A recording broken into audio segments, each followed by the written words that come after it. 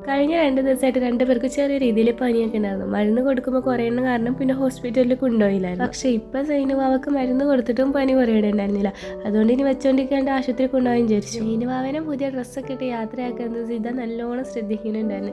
ഒരാളെ മാത്രം വീട്ടിലാക്കിയിട്ട് ഒരാളെയും കൊണ്ട് പുറത്ത് പോകുന്നത് ഭയങ്കര വിഷമമുള്ള കാര്യം. അങ്ങനെ ഞാനും ഉച്ചയും വാപ്പിച്ചും കൂടി അവൻ ആശുപത്രി കൊണ്ടുപോയിട്ട് തിരിച്ചു വന്നു. സാധാ വൈറൽ പനി തന്നെയായിരുന്നു അവനക്ക്. തിരിച്ചു വന്ന് മരുന്നൊക്കെ കൊടുത്ത് ഓക്കെ ആയപ്പോൾ ആള് നല്ല ഹാപ്പി ആയി. പോയ ആളെ അല്ല എനിക്ക് ഞാൻ പഴയ അളവിൽ തന്നെ മരുന്ന് കൊടുത്തോണ്ടിരുന്നത്. അപ്പോൾ ഡോക്ടർ അതൊന്ന് കൂട്ടി കൊടുക്കാൻ എഴുതി തന്നിട്ടുണ്ട്. അങ്ങനെ കൊടുത്തപ്പോൾ അവന് പനിയൊക്കെ കുറഞ്ഞു. നേരം ചായക്ക് തിന്നാനുള്ള എൻ്റെ കടി ഉണ്ടാക്കുന്ന തിരക്കിലാണ് അടുക്കളയിൽ എല്ലാവരും. ഇന്ന് വൈകുന്നേരം അങ്ങനെ പുറത്തേക്ക് ഇറങ്ങാനും നേരം കിട്ടിയില്ല. അതുകൊണ്ട് രാത്രി 2 പേരെയും കൊണ്ട് ഇറങ്ങി. പിന്നെ അവരുടെ കളിക്കുന്ന ബെഡ് സിറ്റ് ഔട്ടിൽ കൊണ്ടു വെച്ചിട്ട് 2 പേരെ കളിപ്പിച്ച് കുറച്ചൊരു വർത്താനമൊക്കെ പറഞ്ഞ് അവനിരുന്നു. ഇവിടെ ഇങ്ങനെ ആദ്യമേ മുതലുണ്ട് രാത്രി എല്ലാവരും കൂടി പുറത്ത് കുറച്ച് നേരം ഇരുന്ന് വർത്താനം വരല്.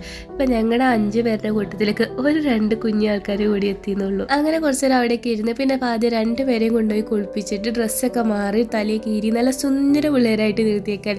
ഫാദിയ എന്ന് പറയുന്നത് എൻ്റെ അനിയത്തിനെയാണ്. അവളെ ഞാൻ നോക്കണ പോലെ തന്നെ എൻ്റെ പിള്ളേരെ നോക്കിക്കോളും. അതുകൊണ്ട് അവളെ ഏൽപ്പിച്ച് പോയി കഴിഞ്ഞാൽ എനിക്ക് ഒരു ടെൻഷനും വേണ്ട. ഇനി ഇവരെ ഉറക്കണ ചടങ്ങാണ്. അപ്പോൾ നാളെ പുതിയ വിശേഷങ്ങളായിട്ട് വന്നവരെ എല്ലാവർക്കും ബൈ. പിന്നെ വീഡിയോ കണ്ടവരെല്ലാവരും ലൈക്ക് ചെയ്യാൻ മറക്കല്ലേ കേട്ടോ.